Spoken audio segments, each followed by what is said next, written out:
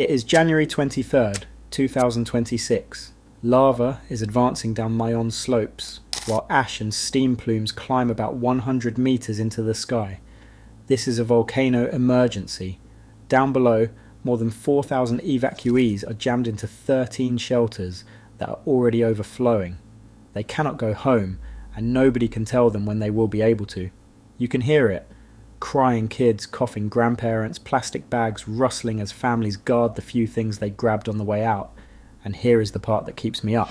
The danger is not only what you see or what happens next. The summit dome keeps shedding hot rock, and one larger collapse can flip this from slow to lethal in minutes. So what is Mayon really building toward? I'm watching Mayon, and it's the kind of beauty that makes my stomach drop.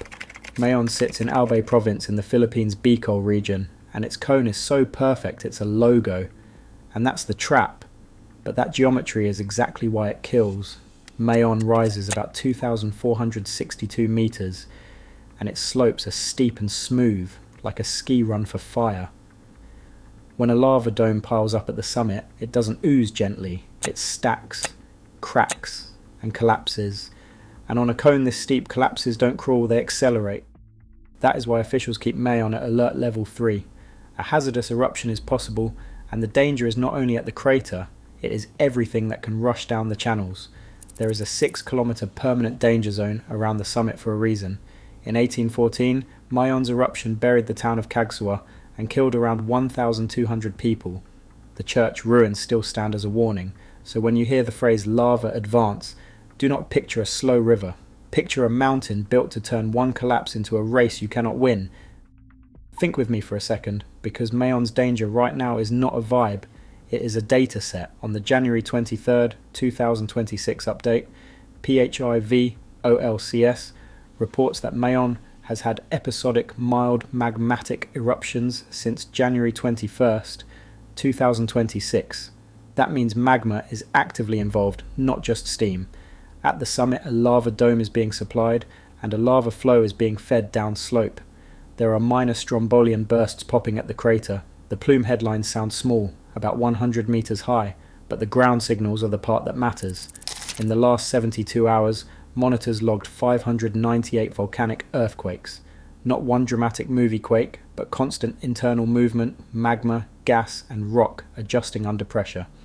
In that same window, there were 814 rockfall events, meaning hot material is repeatedly breaking loose from the summit area, and 230 pyroclastic density currents, those fast, ground-hugging surges that form when hot debris collapses and avalanches through gullies. Now layer in the gas window. In the last 24 hours, sulfur dioxide output was reported at 3,059 metric tons per day. Sulfur dioxide is one of the clearest clues that magma is rising and degassing. When that number is high, it can mean a lot of fresh gas is escaping. When it drops suddenly, it can also be bad, because it can mean gas is getting trapped. This is why monitoring matters. Seismometers catch every crack, cameras track crater glow, gas sensors measure emissions, and GPS and tilt instruments watch the cone subtly swell or relax. Scientists can see the trend lines. What they can't do is schedule the exact minute a stable-looking dome turns into a runaway collapse. So what is the mechanism tying these together? A viscous lava dome grows like a heavy plug. It cools on the outside, fractures, and sheds incandescent chunks. Each shed can trigger a rockfall. Some failures transform into pyroclastic density currents. And because Mayon is steep and symmetrical, gravity turns those failures into speed.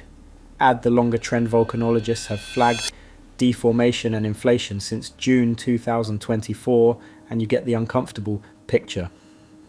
The cone is being pushed from below while unstable mass keeps stacking at the top.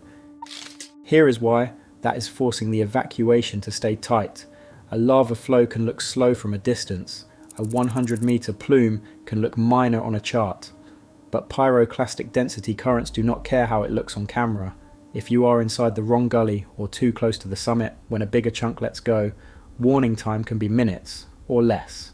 That is why alert level 3 matters, and why the 6-kilometer permanent danger zone is not negotiable. And it explains the human reality. 4,000 plus people are not in shelters because officials love evacuations. They are there because shelters overflow, schools get disrupted, and the one thing nobody can promise is the exact moment the summit lava dome stops shedding pieces and starts failing all at once. I keep thinking about what overflowing actually means right now. It is not just a number on a dashboard. It is a gym floor where families draw invisible borders with backpacks. It is a mother folding a blanket into her third so 2 kids can share it. It is a father staring at his phone, refreshing updates because the mountain decides the schedule now. More than 4,000 people are displaced and 13 shelters are packed past capacity, so sleep turns into shifts, privacy disappears, coughs echo, tempers spike, then drop because everyone is tired in the same way. Outside those shelter walls, life is paused in the worst possible place. A farmer cannot check his crops, a store owner cannot open. Kids miss school again because the danger zone is not a line you can negotiate. Even if the lava looks slow from far away, the threat is fast, where it counts. This is how disasters stretch, not one dramatic moment, but days of waiting. The dome keeps building, and every rumble makes people flinch. Now the question is, what happens next? Best case, the dome supply slows, earthquake counts ease, and pyroclastic density currents become fewer and shorter. Lava still advances, but the system starts relaxing instead of tightening. If that trend holds, officials can start phased returns only when channels remain quiet and rain is not priming lahars. But even in that best case, the 6-kilometer zone stays locked because one fresh crack can restart collapses without warning. Likely case, the siege. The dome keeps stacking and crumbling in cycles, rockfalls stay high, pyroclastic density currents keep pulsing down the usual gullies, and shelter life drags on for weeks or months. This is where fatigue gets people hurt, because the pressure to go home rises faster than the risk drops. That is why authorities keep troops and checkpoints in place, because the most common time people get caught is the moment they think it is calming down. Worst case, a larger dome failure. One big section lets go, and a dense surge runs farther than expected, with warning time measured in minutes. Ashfall thickens, roads go slick, and if heavy rain hits, lahars turn river valleys into moving slurry. So what do I watch for next?